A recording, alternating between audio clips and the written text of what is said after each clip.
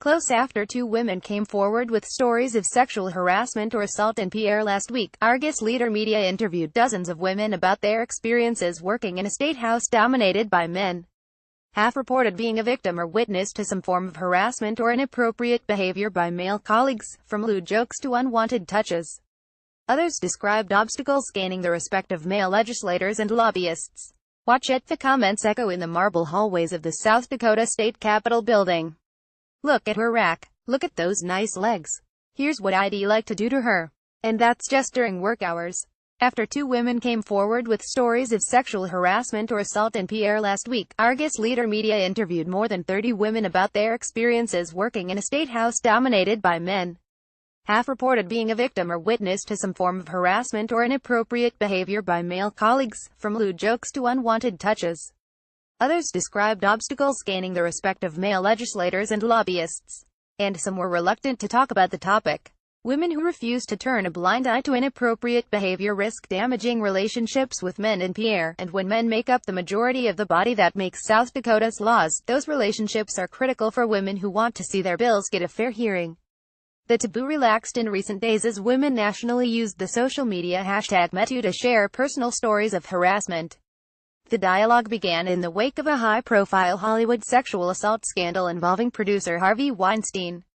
A little too friendly. The movement is what inspired former Sen.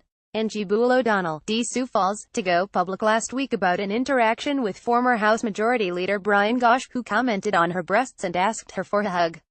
Gosch said the comments were made in jest and weren't meant to make her feel uncomfortable. After Bull O'Donnell posted her story to social media, lobbyist Samantha Spahn shared her account of being raped earlier this year by a Capitol employee. Spahn said the man followed her to her Pierre hotel room after a lobbying event. In interviews this week, former Capitol interns shared stories of being hit on and asked out by lawmakers who are decades older than them. Women lawmakers and lobbyists said male colleagues regularly discussed their appearances. They would say things like, "Keep wearing skirts like that, they make your legs look nice," or, "That outfit fits your body nicely," said former Rep. Pa Hawks, Dartford. "These are things I would never walk up to my male colleague and say." Hawks also overheard discussions about legislative interns in the Capitol. "I see why my former lawmaker, lobbyists tell of sexual harassment, rape and Pareto hear conversations where my male colleagues said, 'Look at those nice legs,' and 'Here's what I'd like to do to her.' It was repulsive. They'd sometimes joke after an intern walked by, 'I can't walk right now, you'll have to give me a minute,'" Hawks said. Roanne Redlin, a former lobbyist from Vermilion, said during her time working in the legislature she supported a bill aimed at requiring a third person to be in the exam room when a woman gets a pap smear. A male lawmaker once asked her to describe the procedure in detail. "I felt so dirty I wanted to take a shower," Redlin said. "I'm sure the legislator got his jollies. He liked that I was uncomfortable." Tiffany Campbell lobbied at the Capitol in 2012. One evening, she was talking over legislation at Bob's Bar, an unofficial after-hours extension of the Capitol for many. She moved out of the booth to use the bathroom when a lawmaker grabbed her arm. He leaned down and he said, "Can I watch you peef?" And Campbell reported the incident to the House Speaker at the time. He said he couldn't do anything about it because the incident happened outside the Capitol. Campbell didn't take her concern any further because she had 3 pieces of legislation that session and felt she needed to tread lightly. Former Rep. Caitlin Collier, a Democrat, witnessed many lawmakers hitting on interns and lobbyists. In one instance, she had to pull a male legislator away from a female lobbyist. The legislator had pinned the lobbyist against a basement wall at the King's Inn. In the Capitol, physical contact beyond acquaintanceship was also common, she said, as was a lower level of respect for female lawmakers and lobbyists. "When I was a lobbyist, and when I was a young woman lobbying, I was pretty much dismissed outright," Collier, an attorney, said. "I was basically told I didn't know what I was talking about, or I didn't understand the politics." As a legislator, Rep. Susan Wisemer, D. Britton, has never personally felt harassed by colleagues, but it was a different story when she served as an intern in the late 70s. She recalled an instance when she was on a dance floor in Pierre when an older legislator touched her inappropriately. "He just got a little too friendly," Wisemer said. She wondered if action were taken 20 or 30 years ago, might Pierre be a different place today? The Good Old Boys Club. While the accounts shared by dozens of women help illustrate the problem, there's no way to know the true scope of sexism, harassment and unwanted physical advances in Pierre. Argus Leader Media reached out to every woman currently serving in the legislature as well as many former legislators, lobbyists, interns and pages. Many of the more than 30 women interviewed said sexism in Pierre is nothing new. Longtime legislators and lobbyists described the atmosphere as a good old boys club. Women have never been proportionately represented in the legislature, and for much of the last decade, they've accounted for only about 1 in 5 lawmakers. The boys' club mentality is exacerbated by the capital's remote location, more than 3 hours from the state's largest cities. Far from home and their families, male legislators are well positioned to do what they want without fear of consequences. Men have the feeling that they can just behave any way they want and get away with it, said former Rep. Peggy Gibson, Durham. There's a what happens in Pierre stays in Pierre mentality. Gibson and others made sure newcomers to the capital were warned about the sexism they'd likely face, though harassment is not commonly discussed among those working in Pierre. The culture of keeping quiet caused Spawn to keep her story to herself for months. She worried if she reported being raped she would lose the respect of colleagues and be discredited. It would be harder for me to do my job, she said. Scared to disclose that fear remains since she shared her story, Spawn felt like she'd broken a tacit code of silence among women in Pierre. Redlin, for example, said she felt like she couldn't say anything about the comments made to her or about other women because she didn't want to burn bridges. There's that connection between lobbyists because we need that vote, that's the reason we're out there. You can't make enemies, Redlin said. Others resist reporting because they don't want to be seen as a complainer, said former Rep.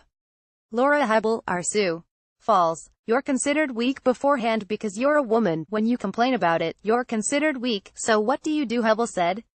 Former Rep. Elaine Roberts said younger women especially take a risk by reporting bad behavior.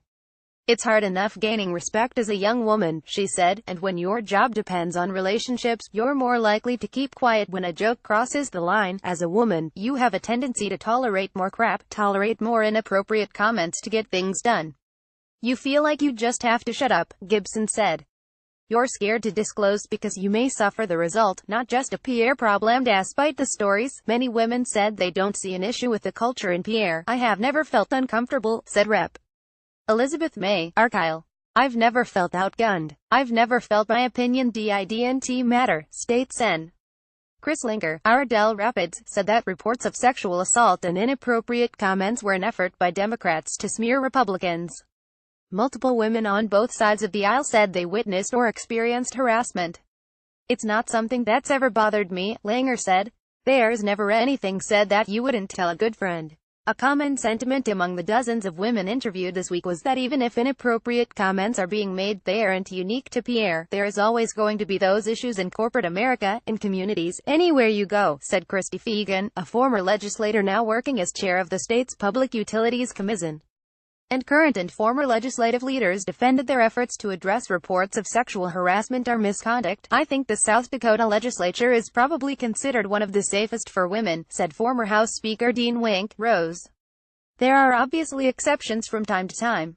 Lt. Gov. Matt Mickles, who serves as president of the Senate, said he's heard of just 2 reports of sexual harassment in his position, and overall, women are treated with respect by their peers. Any perception that there is some sort of culture that exists during the legislative session, I would absolutely reject that out of hand, Mickles said. Proceeding with caution, some say rules enacted this year take a step in the right direction. Earlier this year, lawmakers considered new rules banning sexual contact with interns and pages. The debate followed the resignation of Rep. Matthew Allman, or Madison, who admitted to having sex with 2 interns. A Rules Committee initially voted down the rule change, drawing national media attention and online ridicule. They later adopted the rule and outlawed sexual harassment among legislators. That incident also prompted legislators to put extra support in place for interns, including designating a point person for interns to go to if they experience any harassment. Rep. Julie Bartling, D. Gregory, was the go-to person for Democratic interns in the House. She said she's never experienced any impropriety, but she's paying more attention to what other women have been through, something she sees others doing as well. I believe the legislators are becoming more cautious as to what is going on and how it's perceived, Bartling said. Interns who served in 2017 said they never experienced sexism or harassment. They were in the Capitol when Wallman resigned, but beyond that incident, none said they'd heard inappropriate comments. Former intern Tegan McNary said she felt safe and respected for the duration of her 2 months in Pierre earlier this year. Intern Danny Rang said she felt extra support from prominent women in the legislature. But some legislators expressed concerns about the reporting process for legislators and lobbyists, noting that not everyone felt comfortable going to the leaders in each chamber, especially when those people are almost always men. O'Donnell said she hopes men and women in the Capitol will take it upon themselves to point out and discourage inappropriate comments when they're made. By walking away or keeping quiet when lawmakers or lobbyists see disrespect, they're allowing it to continue, she said. If it's left unchecked, that lets those opinions fester, O'Donnell said. Other suggestions for improving the culture in Pierre ranged from electing more women to holding men more accountable for what they say and do. Even requiring an awareness training for all legislators would be a step in the right direction, said Sen. Billy Sutton, D. Burke. We need to make clear that these things are inappropriate and won't be tolerated, Sutton said. House Majority Leader Lee Quam, R. Platt, said he felt the reporting works well, but he would be open to further discussion. Obviously when you get into adult situations it can be difficult, but in our positions we need to hold ourselves to the highest standards, Quam said. We just have to. Hawks urged lawmakers to take the issue seriously when they return to Pierre. I would say that it's a safe culture, and 90% of the time I think it is, Hawks said. The fact that that exists, even to a small extent, is unacceptable. Read or share this story. http www.argusleader.com Story News Politics 20171021 Sexism Statehouse Women Detail Harassment Pierre 780144001